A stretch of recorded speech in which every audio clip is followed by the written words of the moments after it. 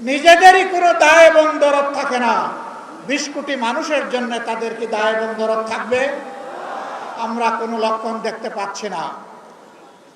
লজ্জার বিষয়, ফ্যাসিবাদ থেকে মুক্ত হওয়ার কথা বলে ঠিক ফ্যাসিবাদের রাজপথ ধরেই তারা এখন হাঁটা শুরু করেছেন।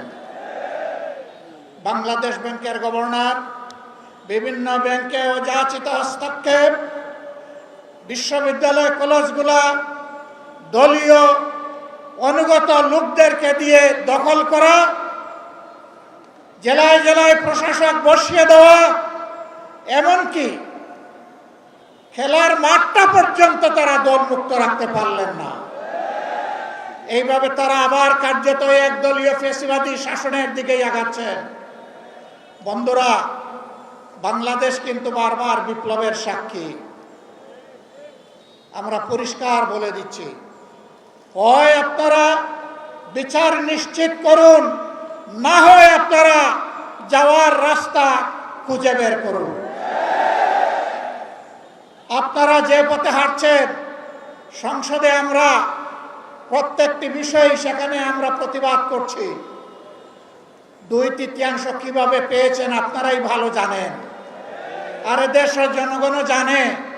এবং এই ব্যাপারে কিছু রাজ সাক্ষীও ইতিমধ্যে পাওয়া গেছে, আপনাদের দলের ভিতর থেকে পাওয়া গেছে, বিগত সরকারের মধ্য থেকেও পাওয়া গেছে। আমরা আপনাদেরকে বিনয়ের সাথে অনুরোধ করব, মজলুম ছিলেন, জালেম হবেন না। মেহেরবানি করে বিচারগুলো নিশ্চিত করুন।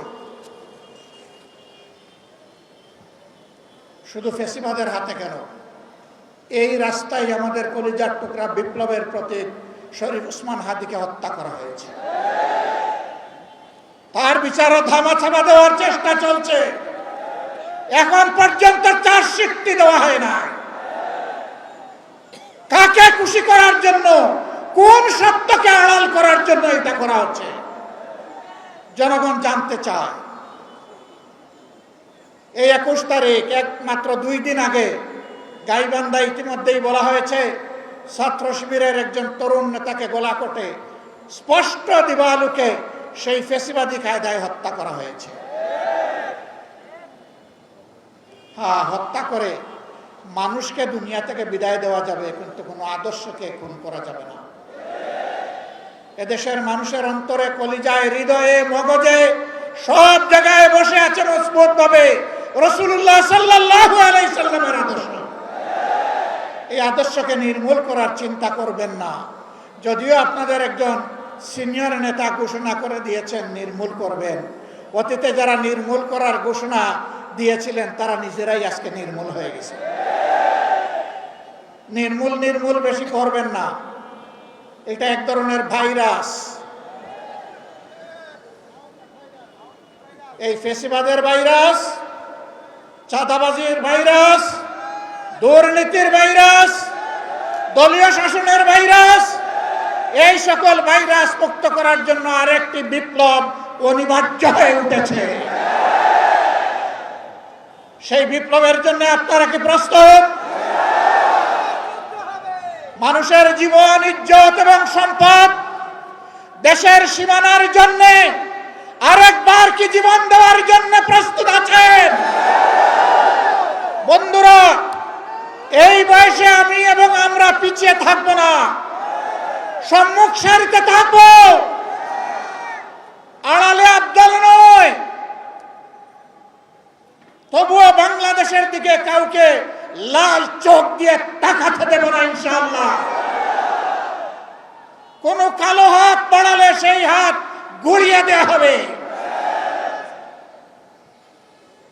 20 কোটি মানুষের 40 কোটি হাত এই দেশকে পাহারা দিবে ইনশাআল্লাহ।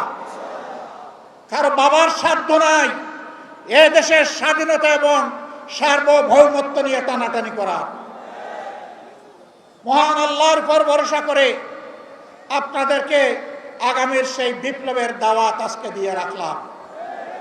সংসদে যতদিন পর্যন্ত কথা বলার পরিবেশ থাকবে, জাতির স্বার্থে যতদিন পর্যন্ত থাকার দরকার হবে, তার বাইরে আমরা 1 সেকেন্ডও থাকবো না। যেদিন সংসদের প্রয়োজন ফুরিয়ে যাবে, যেদিন মনে হবে এই সংসদে আর কথা বলে লাভ নাই, সেদিন সেই সংসদে খোতা হাফিজ বলে আমরা বেরিয়ে আসব। প্রস্তুত থাকুন সেই বিপ্লবের জন্যে। অন্যায়ের সাথে কোনো আপত নয়, নতুন পুরাতন কোনো ফ্যাসিবাদ মানি না, পুরাতন পরিত্যাজ্য, নূতন ঘৃণিত, কোনো ফ্যাসিবাদ মানব না ইনশাআল্লাহ। জীবন যাবে, জীবন একটাই, সেই জীবন যাবে আল্লাহর জন্যে, সেই জীবন যাবে মানুষের জন্য।